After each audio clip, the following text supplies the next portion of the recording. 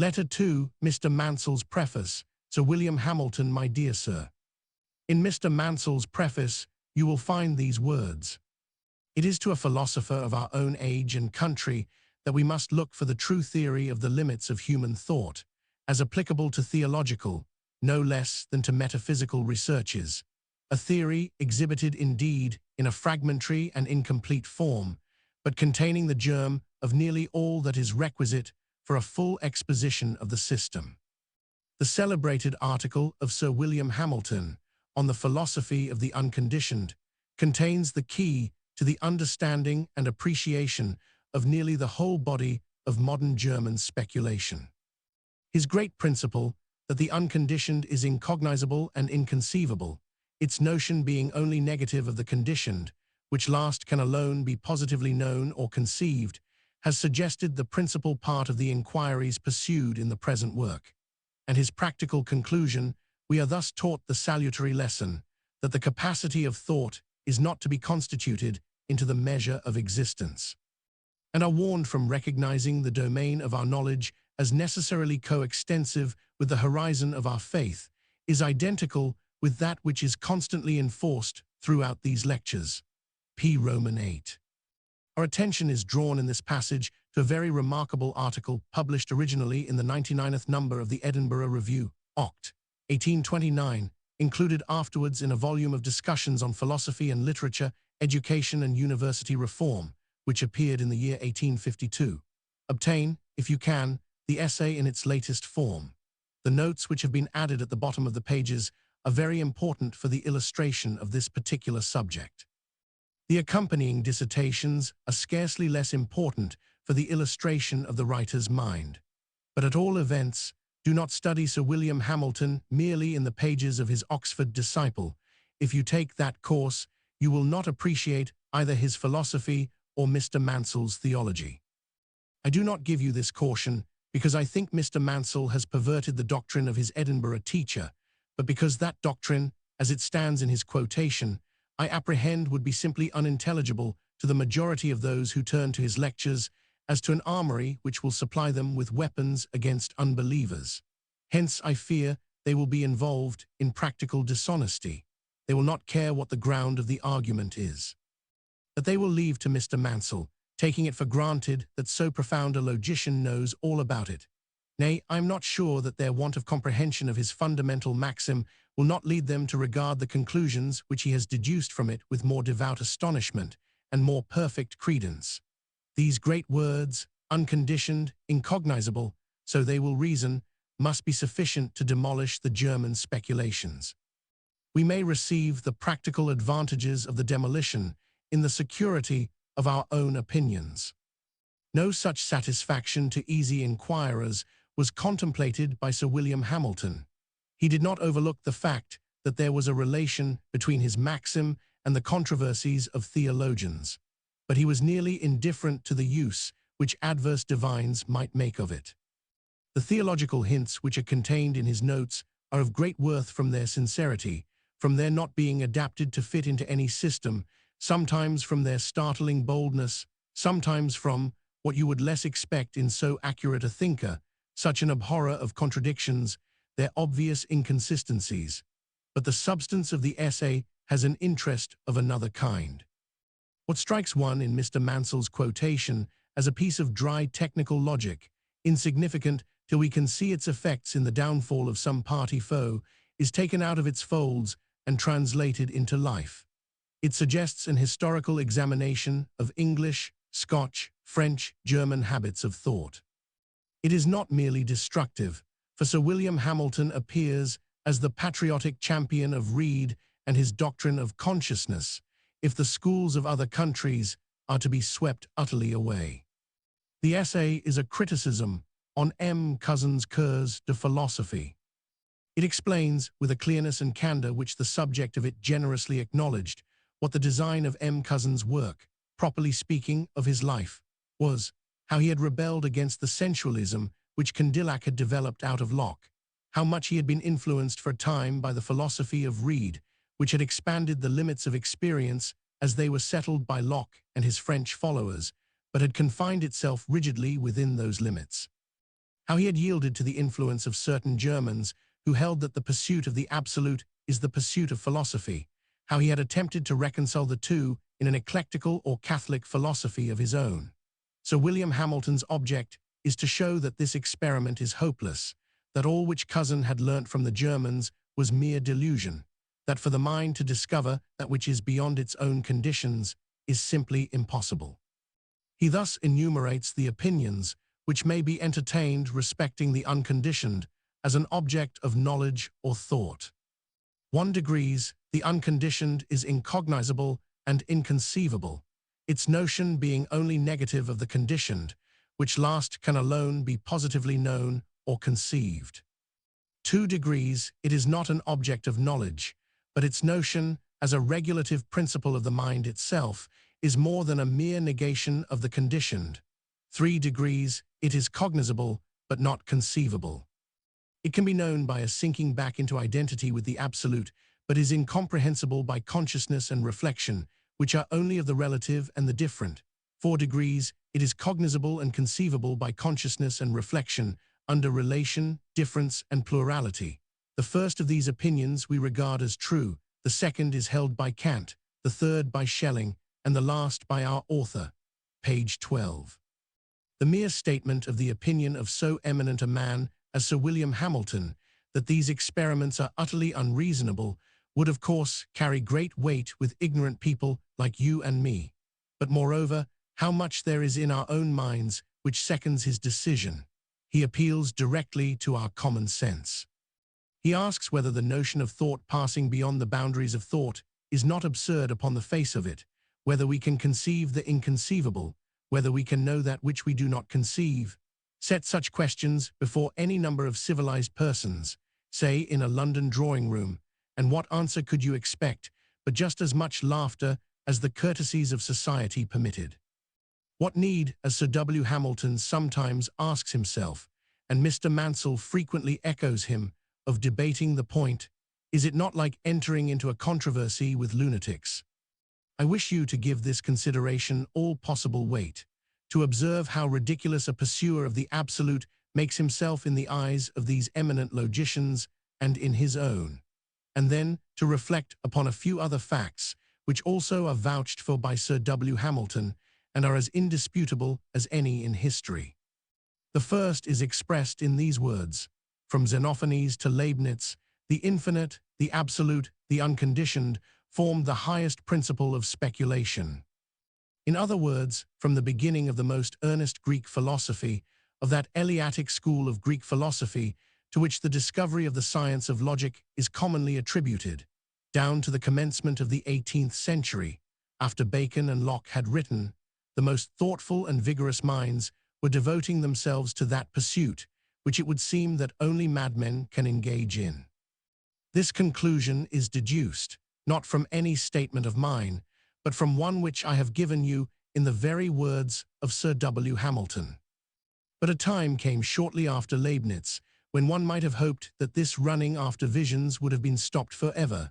That which was not affected by the sensualism of Locke was on the point of being affected, Sir W. Hamilton thinks, by Kant's critique of the pure reason. If there should chance to linger in any Scotch or English mind the notion, which was very prevalent at the beginning of this century, that the philosopher of Königsberg was himself a dreamer or an idealist, the following sentences from one who did not speak of him from hearsay, but from study, may suffice to scatter it. In his first critique, Kant undertakes a regular survey of consciousness. He professes to analyze the conditions of human knowledge, to mete out its limits, to indicate its point of departure, and to determine its possibility. That Kant accomplished much, it would be prejudice to deny, nor is his service to philosophy the less, that his success has been more decided in the subversion of error than in the establishment of truth. Result of his examination was the abolition of the metaphysical sciences, of rational psychology, ontology, speculative theology, etc., as founded on mere petitions principierum. Existence is revealed to us only under specific modifications, and these are known only under the conditions of our faculties of knowledge. Things in themselves, matter, mind, God, all in short, that is not finite, relative, and phenomenal, as bearing no analogy to our faculties, is beyond the verge of our knowledge. Philosophy was thus restricted to the observation and analysis of the phenomena of consciousness, and what is not explicitly or implicitly given in a fact of consciousness is condemned as transcending the sphere of a legitimate speculation. A knowledge of the unconditioned is declared impossible, either immediately as a notion or mediately as an inference. A demonstration of the absolute from the relative is logically absurd, as in such a syllogism we must collect in the conclusion what is not distributed in the premises, and an immediate knowledge of the unconditioned is equally impossible. Page 16. With such a champion arising in the very country of the enemy, what might not have been expected? But here the result.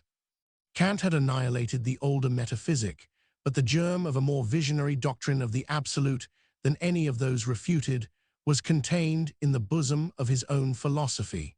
He had slain the body, but had not exorcised the spectre of the absolute, and this spectre has continued to haunt the schools of Germany even to the present day. The philosophers were not content to abandon their metaphysic, to limit philosophy to an observation of phenomena and to the generalization of these phenomena into laws. The theories of Buitenweg, in his earlier works, of Bartley, of Reinhold, of Fichte, of Schelling, of Hegel, and of sundry others, are just so many endeavors of greater or of less ability to fix the absolute as a positive in knowledge. Page 18. What have we been told here? In the 18th and 19th centuries, after a denial by Hume, not only that the absolute and eternal could be known, but that there was an absolute and an eternal, after all the efforts of Reid and his school to vindicate the results of experience from what seemed Hume's inevitable inferences. Finally, after Kant's annihilating criticism, which seemed to leave no scope for metaphysic, in its old sense. Ever again to lift its head, there has been more eager search after that which passes the limit of experience, more feeling that somehow that must be the business of human search, than even in the period between Xenophanes and Leibniz. The kind of ridicule which Sir William Hamilton has poured upon such inquiries was poured upon them in every age. Schelling knew such jokes from his boyhood. Hegel must have learnt them from doctors and jesters old and new. Yet these men, whose dialectical faculty has never been disputed, is not disputed by Mr. Mansell, acquainted with history, interested in the condition of humanity, amidst the falls of thrones and empires, in the country which most felt the shock of the French earthquake, could not be withdrawn from these wild inquiries, could not be prevented from drawing a multitude of disciples after them, or from influencing more or less decidedly the politics, the religion. Even the ordinary life of Germans who knew little of the nature or course of their speculations. A line which Sir William Hamilton adopts from an old author with whom his extensive reading had made him acquainted. Gens ration ferox et mentem pasta chimeris may perhaps account satisfactorily to some minds for these phenomena in Germany, but what is the occasion of this dissertation? The passing of the same delusion into France, that country from which all dreams of the absolute seem to have been banished since the days of Malebranche, that country which is called by our learned author the metaphysical antipodes of Germany.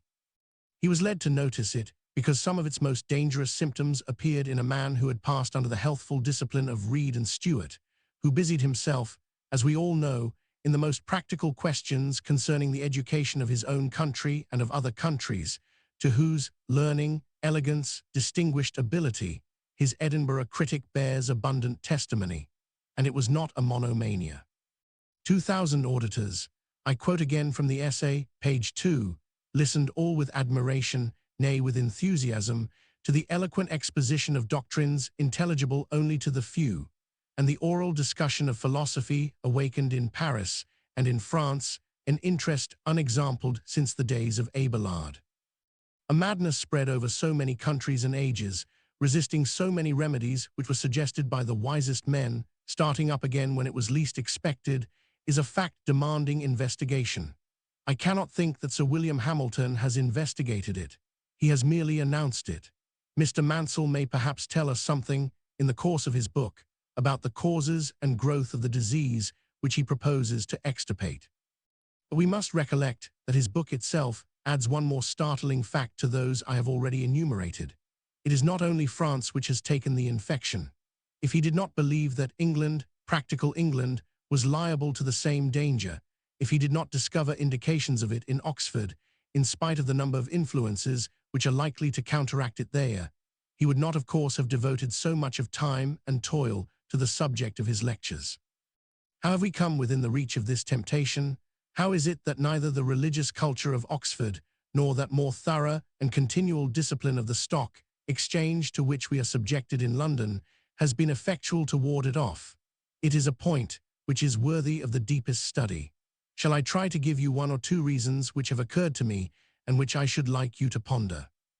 1. You may be surprised when I say that the earnest attention of Englishmen to physical studies and to mathematics as the chief instrument for arriving at any clear and sound acquaintance with physical studies has somewhat deadened the force of the ridicule which Sir W. Hamilton would bestow on those who from Xenophanes to Schelling have tried to surmount the conditions of their own minds.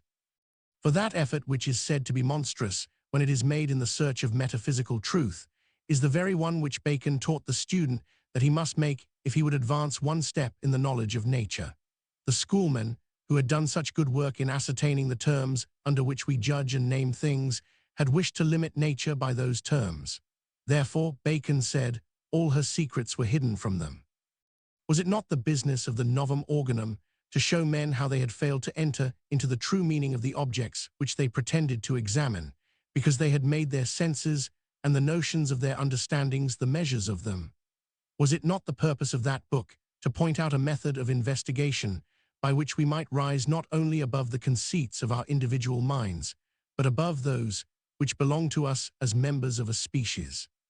The possibility of such a method was easily recognized by the mathematician. He was rather inclined to affirm that it was not new at all, but the one to which he had always been accustomed, the method of ascending from a particular case to the affirmation of a universal law. The logician, trained to the opposite method of descending from general propositions to individual cases, rebelled against the lesson, nay, has never heartily admitted it to this hour, though compelled to pay it a conventional respect.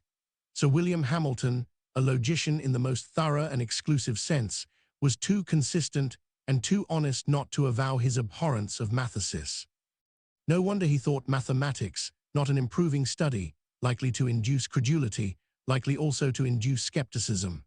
A brave man, doubtless, reckless of popularity, ready to overthrow the discoveries of generations past, or the prospects of generations to come, rather than sacrifice his consistency. One cannot but honor him for his sincere, cordial, unconditioned hatred of that which had no meaning for him. It is amusing to hear such denunciations connected with the cultivation of humility, but that boast too is instructive, as the fierceness of Sir W. Hamilton's contempt for some scientific men of European reputation, and for some scholars not thought wholly despicable, at least on this side of the Tweed, is also instructive.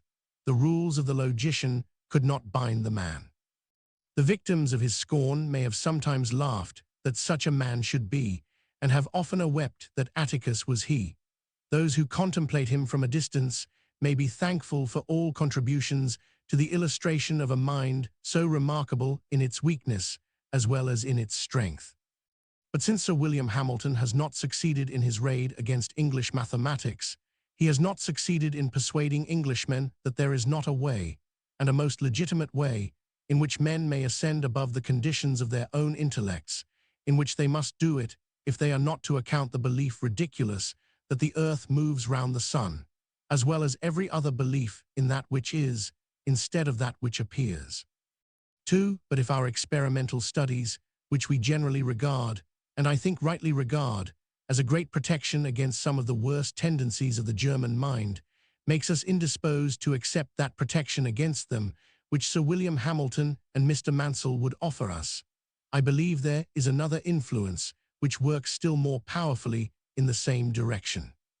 The Bampton lecturer would speak of the reverence for the scriptures which we acquire in our nurseries, and which our public schools and universities at least design to foster, as one of our great national possessions, which especially distinguishes us from Germans, and which we are jealously to watch over. I entirely accede to this opinion, only expressing my conviction that we are not guarding the treasure, but endangering it if we make it an excuse for boasting of ourselves or for triumph over any other country. But this reverence for Scripture is that which, in my judgment, makes it impossible for us to look upon Sir W. Hamilton's dogma as conclusive against the search after the absolute which he shows to have had such an attraction for the most thoughtful men. I will not repeat what I have said already or anticipate what I may say hereafter upon this subject. I will merely refer you to one or two of the passages in Sir W. Hamilton's notes, in which he gives his own theological application of his position. The first occurs in a note. True, therefore, are the declarations of a pious philosophy. A God understood would be no God at all. To think that God is, as we can think him to be, is blasphemy. The divinity, in a certain sense, is revealed, in a certain sense concealed. He is at once known and unknown. But the last and highest consecration of all true religion must be an altar arg nos to theo, to the unknown and unknowable God. In this consummation, nature and revelation, paganism and Christianity are at one, and from either source the testimonies are so numerous that I must refrain from quoting any. Am I wrong in thinking that M. Cousin would not repudiate this doctrine? Now it cannot help striking any person brought up in our English reverence for Scripture that Sir W. Hamilton is here, not by inference, but in direct terms, contradicting St. Paul. He affirmed that the altar to the unknown God was not the last and highest consecration of true religion. Him whom ye ignorantly worship, he said, declare I unto you. I'm not the least anxious to strain this point, or to use it as the ground of a charge against Sir William Hamilton. Everyone knows what an excuse it would have been if it had occurred in any German philosopher for raising the cry that he wished to set aside Christianity as an obsolete and imperfect religion, and to consecrate a higher system. But God forbid that I should make a man an offender for a word, even if that word is the legitimate deduction from a proposition which is used for the purpose of making all other men offenders, and is vaunted as the basis of all orthodoxy. I rejoice to believe that Sir W. Hamilton meant to be a pious philosopher. I rejoice to discover in this very passage a wavering and uncertainty of mind, showing that the spirit within him demanded that resting place in the absolute and eternal, which he said that men were not permitted, by the conditions of their intellect, to seek after. A still stronger evidence that it was so is contained in a note to the 19th page. After quoting a line from Manilius, "None can feel God who shares not in the Godhead," which is used as a statement, though Sir W. Hamilton thinks an inadequate statement of that kind of pantheism which Schelling at one period of his life advocated, he goes on to say, Manilius has likewise another, poetically laudable line, of a similar, though less exceptionable, purport. Exemplum de quisque est in imagine parva, each is himself a miniature of God. For we should not recoil to the opposite extreme, and though man be not identical with the deity, still is he created in the image of God. It is, indeed, only through an analogy of the human with the divine nature that we are percipient and recipient of divinity. As Saint Prosper has it, nemo possidit diem, nisi qui possitur Dio, so Seneca, in unquoque virorum bonorum habitat Deus. So Plotinus, virtue tending to consummation and eradicated in the soul by moral wisdom, reveals a God, but a God destitute of true virtue is an empty name. So Jacobi, from the enjoyment of virtue springs the idea of a virtuous, from the enjoyment of freedom, the idea of a free, from the enjoyment of life, the idea of a living, from the enjoyment of a divine, the idea of a godlike, and of a God. So goeth. War nicht des Orge Sonnenhaft, why könnten wir des Licht erblicken, lebt, nicht in uns des Gottes eine Kraft, why könnt uns des Göttlichen suchen. So Kant and many others. Thus morality and religion, necessity and atheism rationally go together. The Platonists and Fathers have indeed finally said that God is the soul of the soul, as the soul is the soul of the body. Vita animi Deus est, hic corporis, hac fugint solvita hoc, perit hac destituente Dio. These verses are preserved to us from an ancient poet by John of Salisbury, and they denote the comparison of which Buchanan has made so admirable a use in his Calvini Epicedium. Page 19, note. This interesting, if somewhat startling, passage exhibits a noble struggle in the heart and mind of a man after a living God, a God nigh and not afar off. By the light of it we must study that passage which Mr. Mansell has taken as the text of his lectures. We are thus taught the salutary lesson that the capacity of thought is not to be constituted into the measure of existence, and are warned from recognizing the domain of our knowledge as necessarily coextensive with the horizon of our faith. The first half of this proposition brings out with great clearness the philosophical question which is at issue between Sir W. Hamilton and his opponents. Have we anything in us which can apprehend that which is? Are we merely circumscribed by that which we think? In other words, is the opinion of one man or of all men that which determines what we know? This is a fair way of stating the case. We may play with the words absolute and infinite forever, but here is the problem which applies to the least things as much as the greatest. Can we come into contact with the meaning, the substance, the reality of anything in earth or heaven? Have we nothing in place of that knowledge but a semblance or appearance which is presented to us? Now here I think our child's faith in the Bible comes in to give its vote, whatever that may go for, in favor of those philosophers whom Sir W. Hamilton and Mr. Mansell condemn. This faith certainly has assumed the Bible to be a book which witnesses against the appearances and notions of men about the being of whom it speaks, which testifies that he wishes us to rise above all appearances and notions, and to believe in that which he actually is.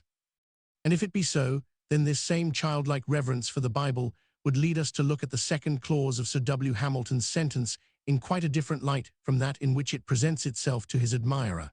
Our faith may have a very wide horizon, far beyond the limits of our conceptions, but the being will be the limit and the object of it. It will not be concerned with a multitude of opinions about him. It will be in direct affiance to himself. It will be always craving for the knowledge of him, just as the eye craves for the sight of any of his visible works. I could almost venture to adopt Sir W. Hamilton's own question to cousin, am I wrong in thinking that he who made those quotations from St. Prosper, from Seneca, from Plotinus, from Jacobi, would not repudiate this doctrine? Am I wrong in thinking that so far as here on earth he repudiated it, he did so because he had not quite accepted St. Paul's statement of the way in which the eternal being has met the seekings of his creatures after him? In one of his discussions, that on the philosophy of perception, page 89, Sir William Hamilton has said, Plato has profoundly defined man, the hunter of truth, for in this chase, as in others, the pursuit is all in all, the success comparatively nothing. Did the Almighty, says Lessing, holding in his right hand truth, and in his left search after truth, deign to proffer me the one I might prefer, in all humility, but without hesitation, I should request, search after truth. I love Plato's definition as much as Sir W. Hamilton does. I should agree with him and with Lessing if I did not believe that the revelation of truth was at once the awakening and the satisfaction of the search after truth, because it is the revelation of him who is truth to the creature who is made in his image. This is the ground of my conflict with Mr. Mansell.